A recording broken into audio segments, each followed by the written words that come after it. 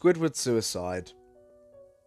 I just want to start off by saying if you want an answer at the end, prepare to be disappointed. There just isn't one. I was an intern at Nickelodeon Studios for a year in 2005 for my degree in animation. It wasn't paid, of course, most internships aren't, but it did have some perks beyond education. To adults, it might not seem like a big one, but most kids at the time would shit themselves over it. Now, since I worked directly with the editors and animators, I got to view the new episodes days before they aired.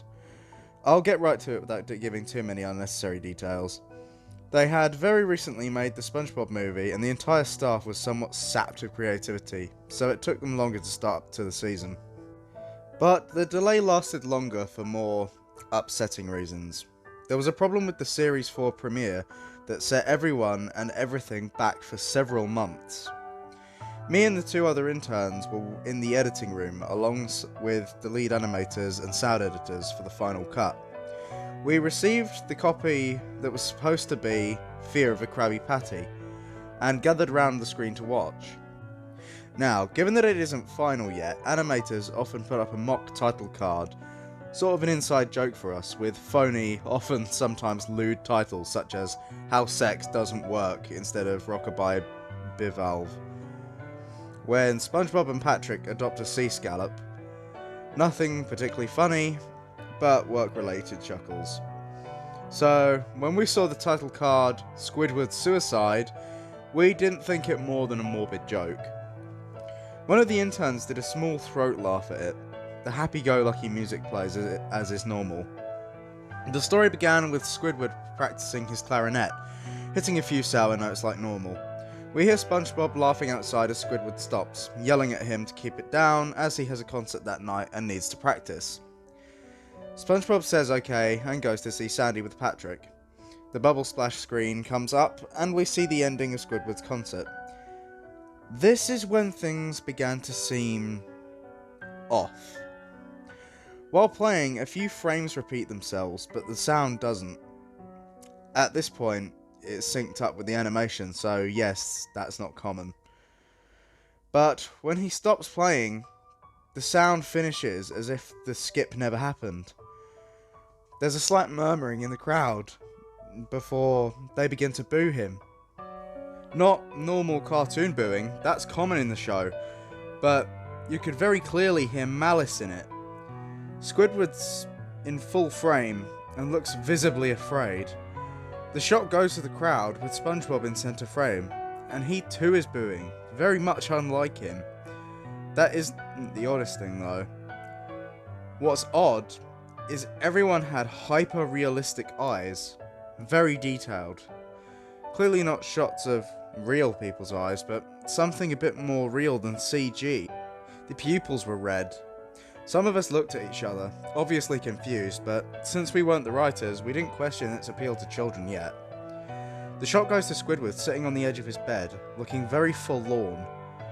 The view out of his porthole window is of a night sky, so it isn't very long after the concert. The unsettling part is, at this point there is no sound.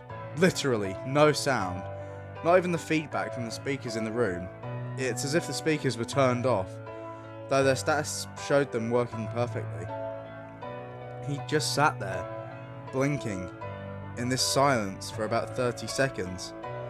Then he started to sob softly. He put his hands, tentacles, over his eyes, and he cried quietly for a full minute more. All the while, a sound in the background, very slowly growing from nothing to barely audible. It sounded like a slight breeze through a forest. The screen slowly begins to zoom in on his face. By slow, I mean it's only noticeable if you look at shots 10 seconds apart side by side.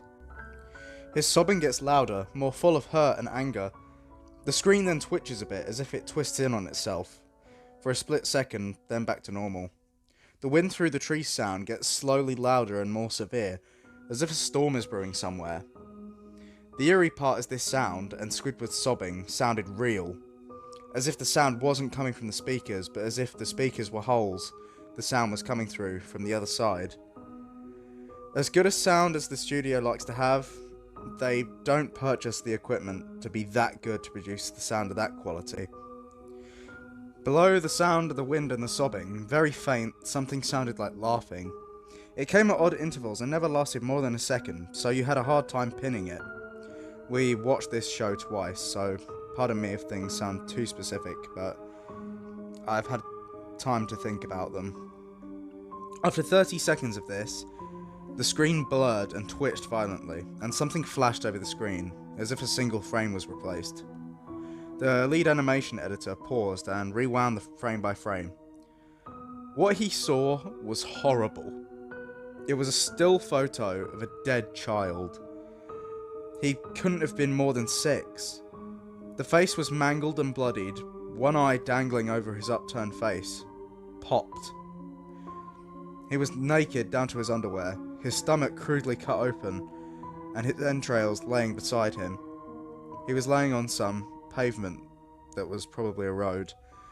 The most upsetting part was that there was a shadow of the photographer.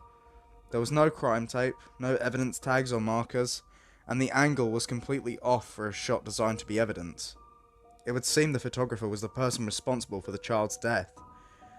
We were, of course, mortified, but pressed on, hoping it was just a sick joke.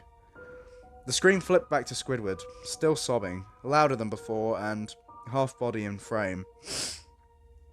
There was now what appeared to be blood running down his face from his eyes. The blood was also done in a hyper-realistic style, looking as if you touched it, you'd get blood on your fingers. The wind sounded now as if it were that of a gale blowing through the forest. There were even snapping sounds of branches. The laughing, a deep baritone, lasting at longer intervals and coming more frequently.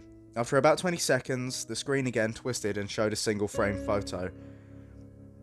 The editor was reluctant to go back. We all were, but we knew we had to. This time, the photo was that of what appeared to be a little girl, no older than the first child. She was laying on her stomach, her barrettes in a pool of blood next to her. Left eye was popped out, and popped. Naked except for underpants, her entrails were piled on top of her, above another crude cut along her back. Again, the body was on the street, and the photographer's shadow was visible. Very similar in size and shape to the first. I had to choke back vomit, and one intern, the only female in the room, ran out. The show resumed. About 5 seconds after the second photo played, Squidward went silent, as did all sound, like it was when the scene started. He put his tentacles down and his eyes were now done in hyperrealism like the others were in the beginning of the episode. They were bleeding, bloodshot, and pulsating. He just stared at the screen as if watching the viewer. After about 10 seconds, he started sobbing. His time not even covering his eyes. The sound was piercing and loud, and most fear-inducing of all was his sobbing was mixed with screams. Tears and blood were dripping down his face at a heavy rate. The wind sound came back, and so did the deep-voiced laughing, and this time the still photo lasted for a good 5 frames. The animator was able to stop it on the 4th, and backed up. This time the photo was of a boy, about the same age, but this time the scene was different. His entrails were just being pulled out from his stomach wound by a large hand. The right eye popped and dangling, blood trickling down it.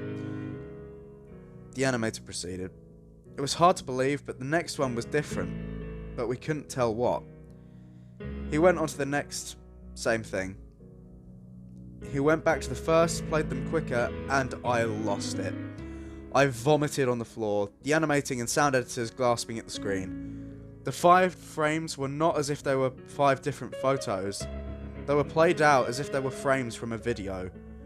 We saw the hand slowly lift out the guts. We saw the kid's eyes focus on it. We even saw 2 frames of the kid beginning to blink. The lead sound editor told us to stop. He had to call in the creator to see this. Mr. Hillenberg arrived within about 15 minutes. He was confused as to why he was called down there, so the editor just continued the episode. Once the few frames were shown, all screaming, all sound again stopped. Squidward was just staring at the viewer, full frame of the face, for about 3 seconds. The shot quickly panned out, and that deep voice said, "Do it." And we see Squidward's hands, a shotgun. He immediately puts the gun in his mouth and pulls the trigger. Realistic blood and brain matter splatters the wall behind him and his bed, and he flies back with the force. The last 5 seconds of this episode show his body on the bed. On his side, one eye dangling on what's left of his head above the floor, staring blankly at it. Then the episode ends. Mr. Hillenburg is obviously angry at this. He demanded to know what the hell was going on. Most people left the room at this point, so it was just a handful of us to watch it again. Viewing the episode twice only served to imprint the entirety of it in my mind and cause me horrible nightmares. I'm sorry I stayed. The only theory we could think of was the file was edited by someone in the chain from the drawing studio to here. The CTO was called in to analyse when it happened. The analysis of the file did show it was edited over by a new material. However, the timestamp of it was a mere 24 seconds before we began viewing it. All equipment involved was examined for foreign software and hardware, as well as glitches, as if the timestamp may have glitched and showed the wrong time. But everything checked out fine. We don't know what happened, and to this day nobody knows. There was an investigation due to the nature of the photos, but nothing came of it. No child scene was identified and no clues were gathered from the data involved, nor physical clues in the photos. I never believed in unexplainable phenomena before, but now that I have something happen and can't prove anything about it beyond anecdotal evidence, I now think twice about things.